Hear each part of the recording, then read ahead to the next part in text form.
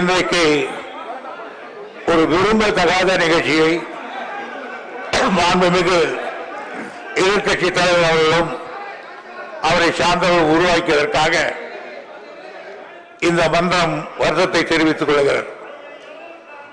எதிர்கட்சி தலைவர்களுக்கு சட்டமன்றத்தில் சில நேரங்களில் நடப்பில் இருக்கிற நிகழ்ச்சிகளை குறித்து பேசுவதற்கு வாதாடுவதற்கு உரிமை உண்டு. ஆனால் இது சட்டமன்றத்துக்கு என்று வகுக்கப்பட்டிருக்கிற விதிமுறைகளுக்கு உட்பட்டுதான் யாராக இருந்தாலும் அந்த காரியத்தை செய்ய முடியும். முதல் வழியை எடுத்தவுடன் கேள்வி நேரம். கேள்வி நேரம் என்பது மிக முக்கியமானது.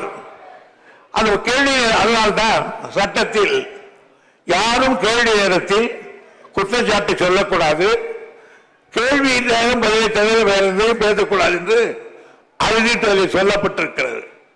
ஆனால் இதெல்லாம் அவர்களுக்கு தெரியாதா என்றால் தெரியும்.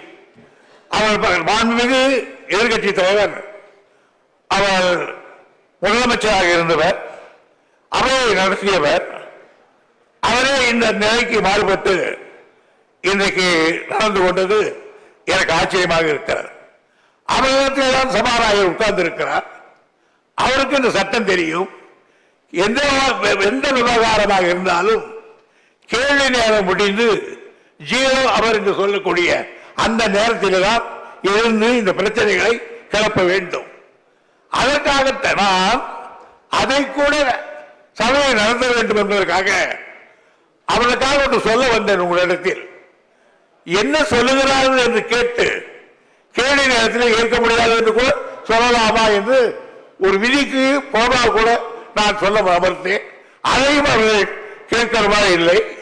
எனவே ஒரு நாள் வந்து மன்றத்தினுடைய நிகழ்ச்சியிலே கலந்து கொள்வதற்கு தவிர்த்து இன்றைக்கு அவர்களுக்கு உரிமை உண்டு. இன்றைக்கு கலாச்சாரத்தை பற்றி பேசுவதற்கோ அல்லது ஆட்சி பற்றி பேசுவதற்கோ உரிமை உண்டு. ஆனால் யாராக இருந்தாலும் சட்டத்துக்குட்பட்டு விதிகளுக்கு புறமாக பேச முடியாது.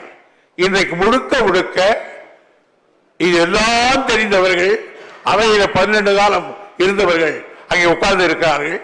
எல்லாம் தெரிந்தவர்கள் கேள்வி நேரத்தில் ஆரம்பத்திலே கொடுக்கிறது தவறு என்று தெரிந்தும் இந்த நிகழ்ச்சியை நடத்தியிருக்காங்க. இந்த மன்றம் தன்னுடைய வருத்தத்தை தெரிவித்துக் கொள்கிறது. தவிர்க்க முடியாத காரணத்தால் தான் தாங்கள் இன்றைக்கு அந்த நடவடிக்கை எடுத்திருக்கிறீர்கள். என்னால் முடிந்த அளவுக்கு அவர்களுக்கு சமாதானம் சொல்ல முயற்சித்தேன். ஆனால் அவர்கள் கேட்பவாறு இல்லை.